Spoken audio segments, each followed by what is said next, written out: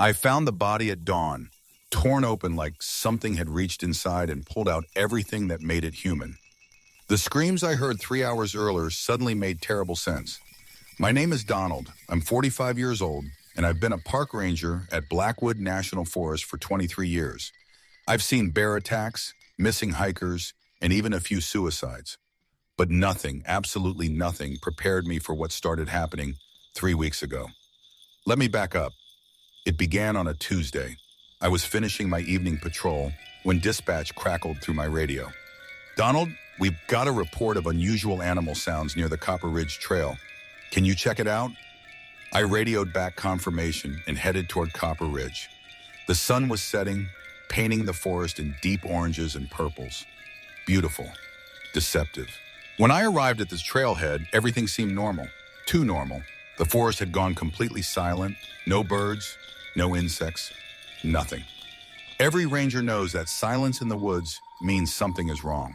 Prey animals go quiet when a predator is near. I grabbed my flashlight and started up the trail.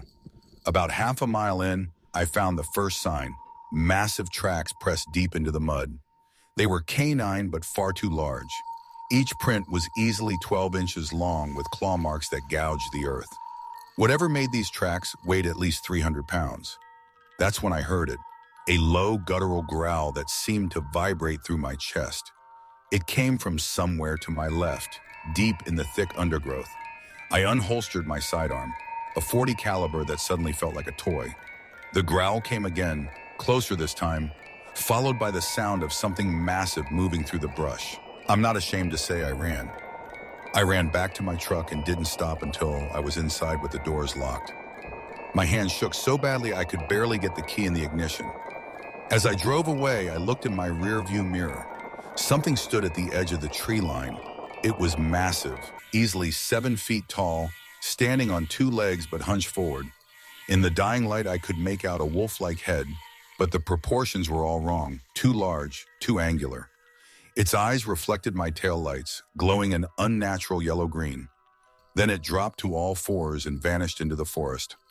I filed a report that night, describing it as a possible grizzly bear, even though I knew damn well what I'd seen, it wasn't any bear. But what was I supposed to write? Giant wolf thing, standing like a man. They'd have me taking a psych eval by morning. For the next few days, I tried to convince myself I'd been mistaken. Maybe it was a trick of the light. Maybe my mind had filled in the blanks with something that wasn't there. But then the kills started.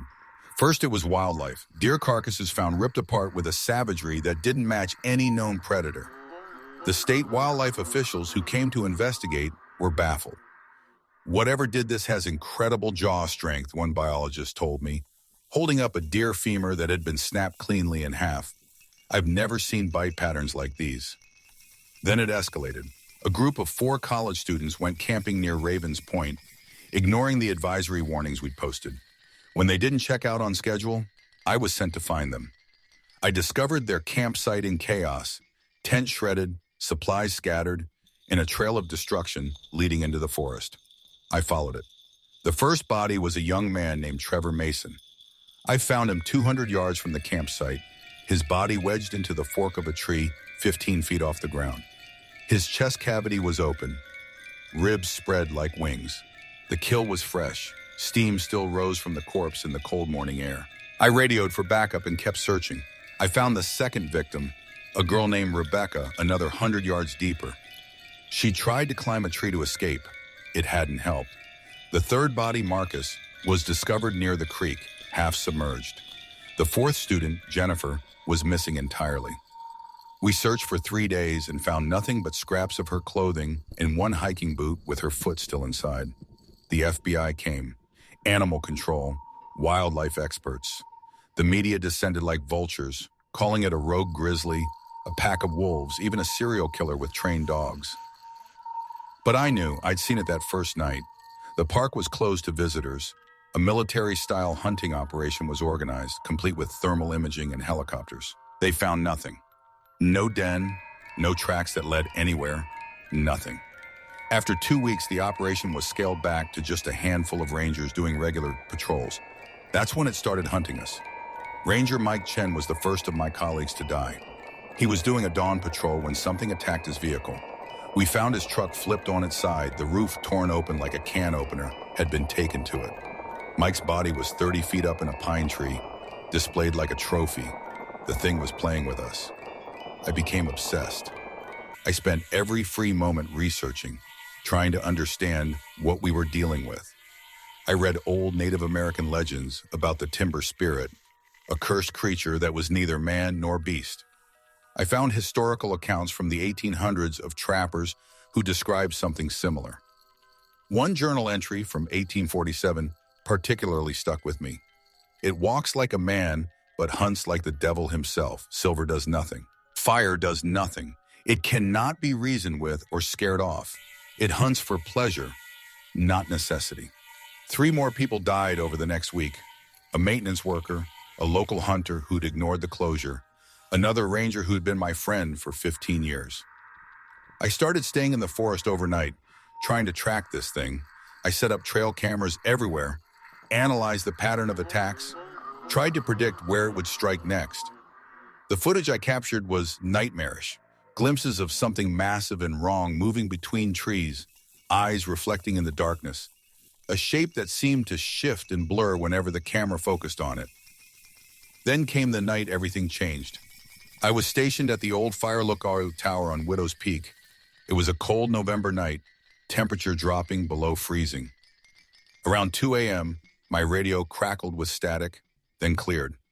Donald, it was dispatch. We've got a situation at the ranger station. Something's broken in. All units respond. I started down from the tower. Halfway down the stairs, I heard it. That same literal growl from 3 weeks ago. I froze. The growl came again, and I realized with horror that it was coming from below me, at the base of the tower. I looked down through the metal grating. It was there.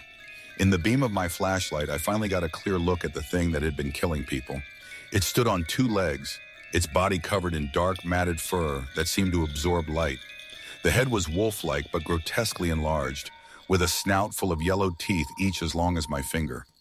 Its arms hung too long, ending in hands that were neither paw nor human, but some nightmarish combination, with black claws that curved like scythes.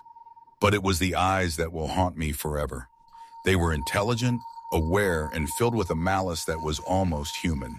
This thing wasn't just a predator. It enjoyed killing. It looked directly at me, and I swear it smiled. Then it started climbing the tower. The metal groaned under its weight as it ascended with impossible speed. I scrambled back up, bursting into the lookout cabin and slamming the door.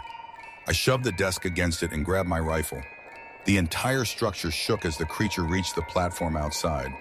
It didn't try to break in right away. Instead, it circled the cabin, its claws scraping against the windows, its weight making the wooden floor creak. It was toying with me, savoring my fear. A massive paw smashed through one window, then another. I fired my rifle 3 times, hitting it at least once. It barely flinched. The door began to splinter under repeated impacts. I knew I had seconds. I did the only thing I could think of. I smashed out the back window and jumped. The fall should have killed me. The tower was 60 feet high, but I landed in a deep snowdrift that had accumulated on the north side. The impact knocked the wind out of me, and I felt ribs crack, but I was alive. Above me, I heard a roar of rage that shook snow from the surrounding trees. I ran, ignoring the pain screaming through my chest, crashing through the forest in blind panic. I could hear it behind me, dropping from the tower, landing with a massive thud, then the sound of pursuit. It was faster than me, much faster. I zigzagged between trees, trying to use the forest to my advantage, but it was gaining. I could hear its breathing, hot and fetid. I burst out of the tree line onto the service road and saw Salvation, headlights approaching. A Park Service SUV. I waved my arms frantically, screaming. The vehicle stopped and Ranger Sarah Mills jumped out. "Donald, what? Drive! Get in and drive!" She saw the terror in my face and didn't argue. We both jumped in the vehicle. She floored it just as the creature exploded from the forest. It chased us for a quarter mile, keeping pace with the vehicle at 40 miles per hour before finally falling back.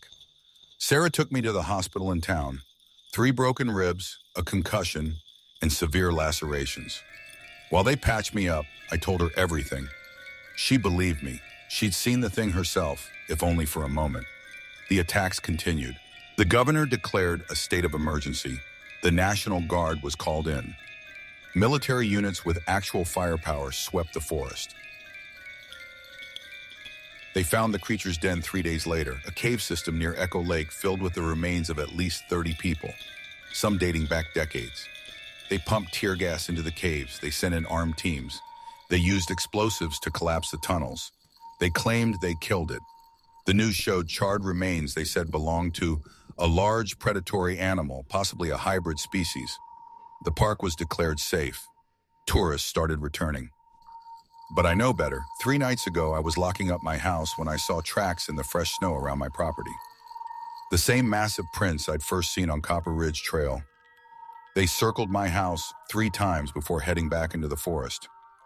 Last night, I heard scratching at my bedroom window. And this morning, I found this scratched into the side of my truck. 3 long claw marks deep enough to reach metal. A message. A promise. It's still out there. It knows who I am. It knows where I live. And I think it's decided I'm next. I'm writing this because if something happens to me, someone needs to know the truth. That thing they killed in the caves wasn't the right one. The real creature is still hunting in Blackwood Forest. It's intelligent, patient, and utterly evil. I've requested a transfer to a different state, a different park, anywhere but here. But I don't think distance will matter. This thing has marked me, chosen me, and it won't stop until it finishes what it started. Sometimes at night, I hear howling in the distance. Not the normal howl of wolves, but something deeper, more resonant, almost mocking. It's calling for me, and I know sooner or later I'm going to have to answer. Last night was the worst. I woke at 3 a.m. to the sound of my dog whimpering. Rex is a German shepherd, trained, fearless, but he was hiding under my bed, shaking uncontrollably. I looked out my window and saw it standing in my backyard, illuminated by the motion sensor light. We made eye contact. It raised one massive paw and slowly, deliberately, dragged its claws across the glass. The sound was like nails on a chalkboard, amplified 1,000 times. Then it turned and walked away, taking its time, completely unafraid. It's not hunting me anymore. It's waiting for me to break. And God help me, I think I'm close.